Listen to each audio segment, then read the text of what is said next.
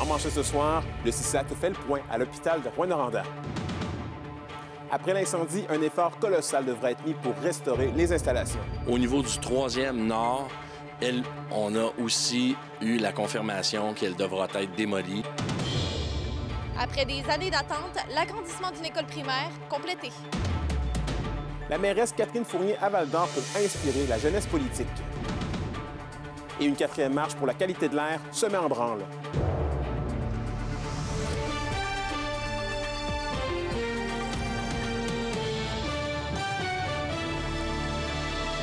Bon début de soirée, ici Anthony Dallaire et bienvenue au TVA 18h. On débute le bulletin dans le monde de la santé. 1 mois et demi après l'incendie de Rouyn-Noranda à l'hôpital, le CISAT fait le point sur l'état des travaux. Notre collègue Olivier Morin a pu constater l'état de la situation. Des images saisissantes qui montrent l'ampleur de la situation. Voici l'état actuel de l'aile nord du 2e étage de l'hôpital de Rouyn-Noranda. L'aile sud pourrait subir le même sort au cours des prochaines semaines. Le 2 sud, on a procédé à des ouvertures selon les demandes de nos assureurs et des experts en sinistre pour vraiment définir l'étendue de la démolition du 2 sud parce que probablement qu'elle va être démolie. Le CISAT confirme qu'une section d'un autre étage subira le même sort que l'aile 2 nord. Au niveau du 3e nord, on a aussi eu la confirmation qu'elle devra être démolie. C'est l'étage au-dessus du 2e nord qui a eu l'incendie. Cet étage-là, c'est confirmé, ça va être démoli à 100 %. Malgré les perturbations, le travail continue pour reprendre certains services. Pendant ce temps-là, il faut être capable d'offrir les services à la population et c'est là où on déplace des blocs de l'hôpital, si je peux m'exprimer ainsi, d'un endroit à l'autre pour être capable de retrouver une offre de services qui répond aux besoins de la population ici à Rouyn-Noranda. À l'heure actuelle, d'importants travaux sont effectués au 4e étage pour être en mesure d'accueillir des patients. Il s'agit du même étage où se situent les unités temporaires de prénatalité ainsi que la pédiatrie. Je vous dirais, on est très confiant d'avoir l'accessibilité mi-septembre. Dans la semaine du 12 au 15 septembre, on devra avoir terminé les travaux du 4e sud. Sur un côté, il y a les soins intensifs. Sur l'autre côté, il va y avoir un médecine chirurgie. Mais certains services qui logeaient au 4e étage avant l'incendie demeureront maintenus ailleurs. Il y a toute une unité qui est complètement déplacée puis qui va demeurer déplacée à la maison des aînés pour les prochains mois. Et ça, c'est les gens qui font de la réadaptation pour quelques semaines, souvent donc viennent à l'hôpital et maintenant là, qui étaient à la maison des aînés, maison alternative à Rouyn-Noranda. Le CISAT mentionne qu'il faudra de 6 mois à 1 an avant que l'hôpital de Rouyn-Noranda puisse retrouver tous ses services. Olivier Morin, RNC Nouvelles, Rouyn-Noranda. Et parlons éducation maintenant. Les travaux d'agrandissement et de réfection de l'école primaire Le Prélude à Rouyn-Noranda sont officiellement complétés. Et l'inauguration avait lieu ce matin.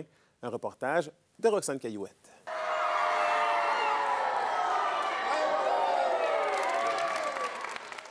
Les 348 élèves de l'école Le Prélude à Rouyn-Noranda peuvent maintenant profiter de l'agrandissement et des nouvelles installations. En fait, c'est d'avoir vraiment une école qui correspond à l'avenir des jeunes. C'est beau, c'est des matériaux qui sont indémodables. C'est un système aussi, un système où il y a la climatisation, des grandes fenêtres. Tout est neuf. Hein? Quand c'est neuf, c'est beau. Et le gymnase. Enfin, l'école est dotée d'un gymnase qui n'avait pas avant. Avant, c'était une salle commune où tout le monde passait, mais maintenant, c'est un vrai grand gymnase. Les travaux ne se limitent pas seulement au gymnase, mais également à un carrefour d'apprentissage, 2 classes spécialisées et 4 d'enseignement, ainsi que la cour arrière. Les nouvelles sections de l'école sont ventilées et climatisées. C'est quand même un projet de 21 millions, dont le gouvernement a participé à 20 millions. Donc, c'est un beau, gros projet. Ces importants travaux se sont déroulés sur près de 3 ans, ce qui a créé certains défis logistiques. Principalement, le gros défi, c'était de jumeler le chantier de construction avec la vie scolaire, parce que nos élèves continuaient d'évoluer dans nos murs. Mais le personnel a fait ça avec brio, les élèves aussi. Donc, on est en mesure là, de bien conjuguer les deux. Là.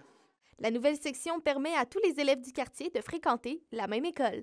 Pour l'instant, il n'y a pas d'autres gros projets comme ça. C'est vraiment la seule école. C'est une école qui en avait besoin parce que l'école Le Prélude est quand même la seule école primaire de tout le secteur de Rouyn-Sud. Donc, c'était un besoin. Pour l'instant, il n'y a pas d'autres gros projets, mais on a plein de petits projets, oui. Les élèves de l'école Le Prélude peuvent maintenant avoir accès à toutes les améliorations dans leur nouvelle école. Reste seulement qu'à attendre l'hiver pour avoir accès complète à la cour arrière. Roxane Caillouette, RNC Nouvelles, Rouyn-Noranda. Vos réponses à la question du jour TVA. Une présentation de la Clinique infirmière Nord-Ouest présente partout dans la région. Notre équipe peut vous recevoir pour un bilan de santé, une infection, le suivi de maladies chroniques et plus. Contactez-nous pour plus d'informations ou visitez notre site Web. D'ailleurs, en ce sens, à la question du jour, on vous demandait aujourd'hui, jugez-vous que des travaux de rénovation seraient nécessaires à l'école primaire de votre secteur? Et vous avez répondu oui à 74 %. Et du côté de la politique municipale maintenant, la mairesse de Longueuil, Catherine Fournier, était de passage à Val-d'Or aujourd'hui dans le cadre d'un dîner-causerie de la Chambre de commerce. Et Zachary, elle veut inciter la jeune génération à s'impliquer en politique municipale. Effectivement, Anthony, et oui, parmi les gens présents, il y avait des jeunes qui s'intéressent plutôt à la politique, mais également du monde de tous âges, dans le monde des affaires et dans certains domaines qui sont variés. Donc, la femme qui a maintenant 33 ans, discuté pendant plus d'une heure à la microbrasserie, plutôt le prospecteur qui se tient plutôt derrière moi, de ses expériences et de son parcours, plutôt des expériences qui étaient à l'Assemblée nationale du Québec. Tout ça à l'âge de 24 ans, ce qui a fait d'elle la femme, plutôt la jeune députée, la plus jeune de l'histoire de l'Assemblée nationale du Québec. Elle a aussi insisté sur l'importance des jeunes en politique qui sont souvent sous-représentés, mais dont les réalités comptent tout autant. Et selon elle, la politique doit tenir compte des enjeux de tous et donc la voix des jeunes est essentielle pour mettre en lumière certains sujets. J'ai été élue pour la première fois lorsque j'avais 24 ans. J'ai rapidement vu que, en fait, je le constatais déjà, que les jeunes sont sous-représentés, mais pourtant, on vit des réalités tout aussi importantes et valables que les gens plus âgés. Puis c'est l'objectif en politique, c'est de trouver des solutions qui vont répondre aux enjeux qui sont vécus par l'ensemble de la population. Donc c'est pourquoi c'est si important d'avoir des jeunes pour porter la voix aussi des enjeux qui parfois sont peut-être moins criants. Et une fois que ça s'est dit, Zachary, la mairesse rappelle que la politique municipale permet réellement de changer concrètement le quotidien des gens. Et oui, elle mentionnait un fait qui est assez intéressant, c'est 70 % des services qu'on utilise tous les jours, donc l'eau, les routes, les loisirs et la collecte des déchets, entre autres, qui dépendent de nos municipalités. Et donc, pourtant, le taux de participation aux élections municipales qui est en baisse depuis quelques années, et Mme Fournier souhaite le voir remonter chez elle à Longueuil, mais également ici même en Abitibi-Témiscamingue, et pour elle s'intéresser aux enjeux locaux et voter de façon pour aider à l'avenir de notre communauté plutôt, et de prendre en charge également l'avenir de la municipalité. On écoute. Le 70 % des services qu'on consomme comme citoyenne, comme citoyen, sont des services municipaux. Donc, il y a vraiment des enjeux importants qui vont se déterminer dans les prochaines semaines. Malheureusement, on sait que le taux de participation aux élections municipales sont plus bas qu'aux autres paliers de gouvernement. Donc, moi, je dis, prenons en charge l'avenir de notre communauté. Intéressons-nous à ce qui se passe au municipal, puis surtout, allons voter en très grand nombre le 2 novembre prochain. Et donc, Catherine Fournier, qui lancera d'ailleurs d'ici quelques jours, soit le 10 septembre prochain, un 4e livre qui s'intitule « Apprivoiser la politique ». Et ce livre qui va parler donc de comprendre le fonctionnement des paliers gouvernementaux, les élections et les lois. Et c'est un livre qui est destiné principalement aux jeunes. Parfait, c'est noté. Merci beaucoup, Zachary. Merci. Bonne soirée. Et dans un autre ordre d'idées, plusieurs introductions par effraction et des vols ont été signalés dans des résidences et des cabanons à Notre-Dame-du-Nord. La Sûreté du Québec a d'ailleurs arrêté il y a quelques jours un homme de 41 ans qui était en train de commettre ce délit dans une maison de la rue des Roulottes. Le corps de police rappelle quelques consignes de prévention, dont verrouiller les portes, installer un système d'alarme et ne pas garder d'objets de valeur accessibles. Et même scénario à Rouyn-Noranda, plusieurs vols, mais cette fois dans des véhicules ont été signalés dans les dernières semaines. La Sûreté du Québec rappelle donc certains usages pratiques aussi afin de compliquer la tâche des malfrats et de limiter les pertes. Notamment, elle recommande aux citoyens de fermer les vitres de leurs véhicules laissés sans surveillance. Aussi, la SQ préconise le verrouillage des portières et du coffre arrière du véhicule. Et parlons maintenant de mentions honorables, puisque la période de mise en candidature pour le prix Hommage François Gendron est maintenant ouverte jusqu'au 31 octobre. Le prix souligne l'engagement dans les sphères sociales, économiques, culturelles, philanthropiques ou dans tout autre domaine significatif en Abitibi-Ouest. Le formulaire est disponible sur le site Internet de la MRC d'Abitibi-Ouest. Et On vous en parlait hier. L'organisme Mères au front invite la population à une 4e marche pour la qualité de l'air le 7 septembre prochain. Mais est-ce que ce type de mobilisation citoyenne a encore un impact dans le débat public? J'en discute avec Jennifer Ricard-Turcotte, l'une des porte-paroles de l'événement. Il va y avoir une 4e marche pour la qualité de l'air ici à Rouyn-Noranda ce dimanche, le 7 septembre. Juste d'entrée de jeu, nous parler un peu de la marche. Concrètement, qu'est-ce qu'il va y avoir? Qui on attend concrètement à cette marche-là? Oui, bien, en fait, c'est ça, la marche, elle est, comme tu l'as dit, dimanche le 7. On attend les gens à 13 h au Parc des Pionniers qui est entre la Fontaine et la rue Gamble sur le bord du lac. Puis, dans le fond, à quoi s'attendre? Bien, en fait, c'est sûr que ce sera une ambiance... on essaie toujours de réfléchir nos actions en fonction de 3 ingrédients, c'est-à-dire l'art, la science et puis l'engagement citoyen, là, pour avoir des événements le plus crédibles et le plus sensibles, pour avoir des événements porteurs de sens.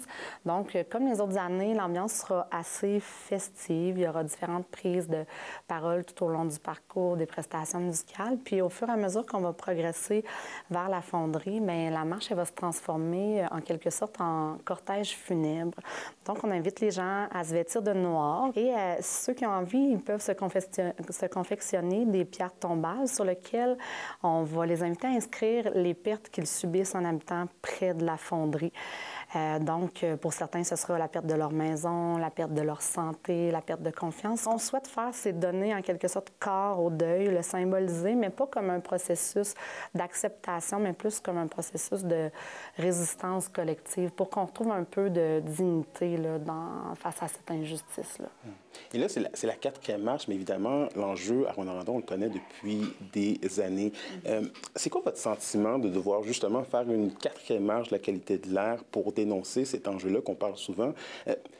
Vous n'êtes pas tanné de faire ça, en fait, de devoir constamment dire haut et fort que ça n'a pas de bon sens pour vous?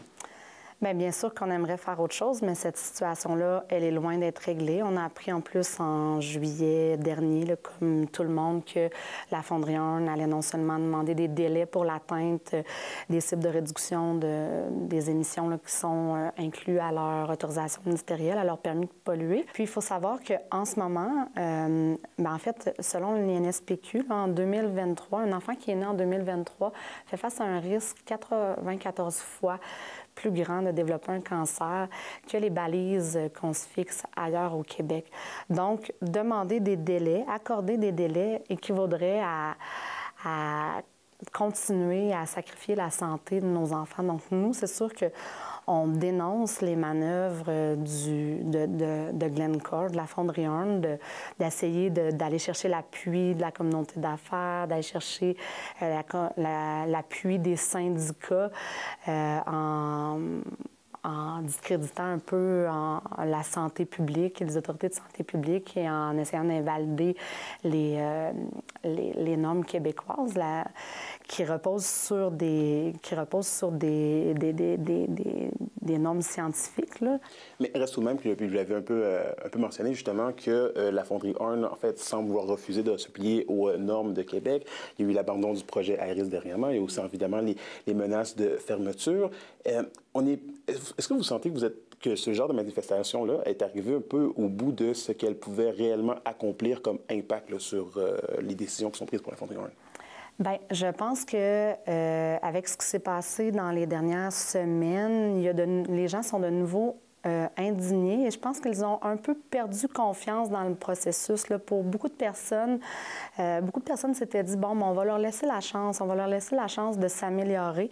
Mais là, ils réalisent que la fonderie ne compte pas tenir ses engagements. Donc, je pense qu'il y a de nouveau une perte de confiance dans la communauté. Puis je pense que ça fait toujours du bien d'être ensemble puis de sentir qu'on peut au moins se regrouper pour partager notre colère, notre indignation. Et en ce sens-là, jusqu'où et jusqu'à quand on peut demander un effort de mobilisation citoyenne, selon vous? Bien, moi, je pense qu'il en va de notre dignité de résister à tout ça parce qu'en ce moment, nos droits fondamentaux ne sont pas respectés. Notre droit à la sécurité, notre droit à la santé, notre droit de vivre dans un environnement sain ne sont pas respectés. Fait que je pense qu'on doit revendiquer nos droits, là. L'indice boursier minier au TVA Nouvelle 18h est une présentation de GFM Groupe Financier. Dirigeants d'entreprises et particuliers, fiez-vous aux experts de GFM pour vos placements, assurances de personnes et assurances collectives. Car pour vous, ils vont au-delà de la finance. Le Centre d'exposition Vohart à Val-d'Or présente la 34e édition de l'exposition Espace. Je vous donne plus de détails après la pause dans la chronique culturelle.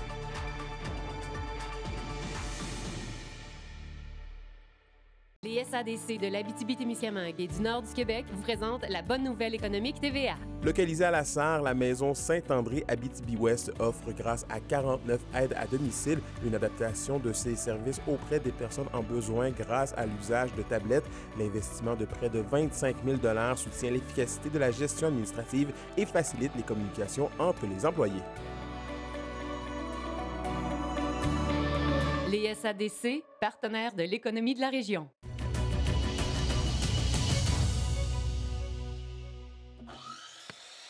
Tu veux faire ça?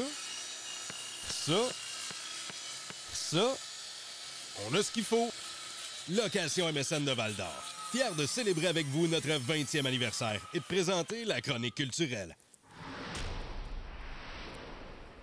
Et au Culturel Justine, le Petit Théâtre du Vieux-Noranda a lancé sa programmation aujourd'hui.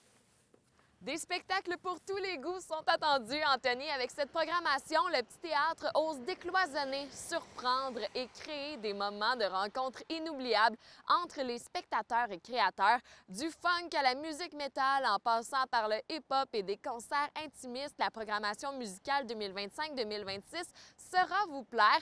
Ariane Roy, Gratoon Splatoon et plusieurs autres vous feront danser. L'improvisatorium, la pièce Poisson Rouge, le chic-chac de Drag Queen et plein d'autres spectacles de tout genre vous attendent également.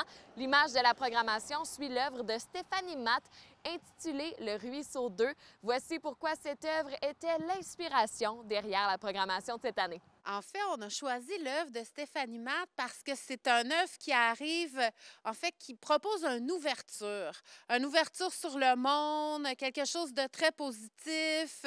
On s'élève avec les mouettes dans les airs, on a une vue d'ensemble. On aurait pu, étonnamment, y mettre l'enfant, lumière au centre. En tout cas, on est rendu là, je pense, en tant que collectivité. Puis, ça fait en sorte qu'on a décidé aussi de s'ouvrir à la jeunesse, aux autres cultures.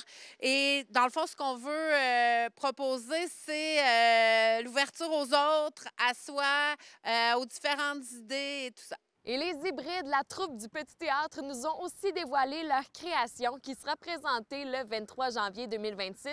La pièce s'intitule « Les exilés sont comme des louves ». C'est un théâtre documentaire où l'on retrouve 4 femmes immigrantes de générations différentes qui ont pris racine à Rouyn-Noranda. Je laisse Rosalie et une invitée spéciale vous en dire plus. Vous savez, on travaille fort depuis plusieurs années sur un projet qu'on chérit énormément, qui est une pièce de théâtre qui s'appelle « Les exilés sont des louves ». Et là, je vais inviter Mme Lee à venir se joindre à moi parce qu'elle est arrivée au théâtre comme ça, spontanément, 1 minute avant l'entrevue. Et dans le fond, cette histoire-là, elle raconte l'histoire de 4 femmes qui ont émigré à Rouyn-Noranda, qui sont venues de partout dans le monde. Puis leur histoire est universelle. Puis est-ce que vous voulez nous dire un petit mot, Mme Lee, par rapport à ce projet-là? Bonjour. Oui, j'aime ce projet parce que nous racontons une partie de notre vie qui était assez tumultueuse. Alors chacune a son caractère et sa façon de voir la vie. Et c'est ça qui est beau. Madame Lee, comment vous vous sentez de le présenter devant le public, ce projet-là? C'est la première fois. J'étais toute ma vie dans une cuisine. Et puis là, c'est la première fois que je suis devant le public. Je suis un peu intimidée. Et du côté de Val-d'Or, le Centre Vohart présente pour une 34e édition l'exposition Espace. Cette exposition rassemble dans le cadre du programme de location d'œuvres d'art plusieurs dizaines d'œuvres inédites dévoilant le talent et la créativité de 30 artistes de l'Abitibi-Témiscamingue.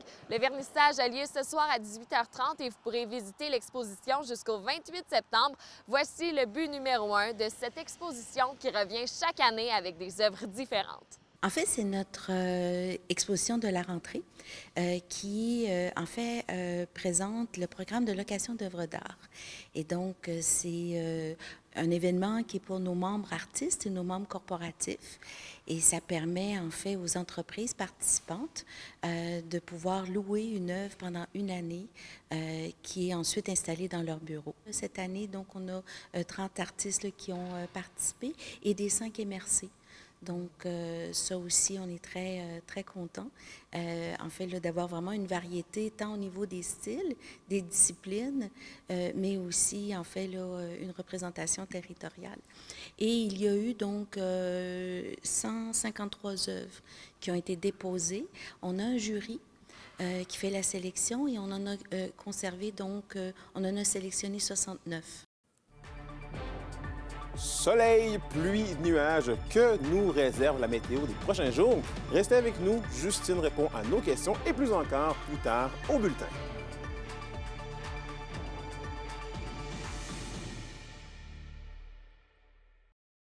Les sports vous sont présentés par Thibaut GM, votre concessionnaire de confiance à Rouyn-Noranda, là où qualité et choix se rencontrent.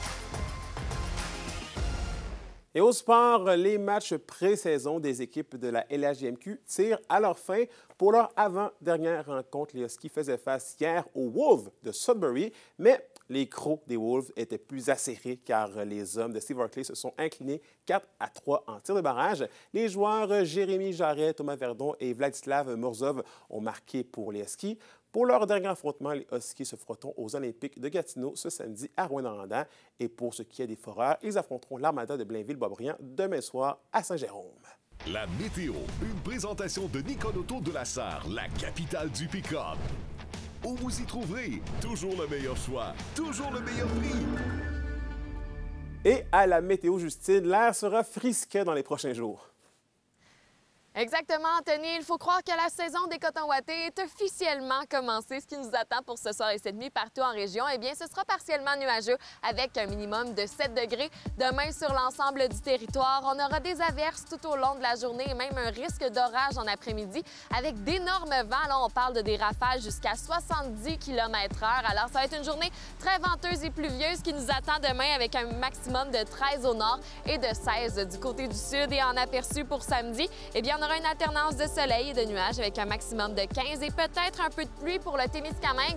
Demain, il n'a pas besoin de se faire des grandes coiffures parce que de toute façon, la pluie et le vent vont les amener avec eux. Alors ça, c'est une bonne nouvelle. On va pouvoir dormir un petit 15 minutes de plus demain matin. Oh oui, ça va faire du bien. Merci beaucoup, Justine. Et voilà, c'était tout pour nous ce soir. Nous, on se retrouve bien évidemment demain pour la suite des choses. D'ici là, prenez soin de vous.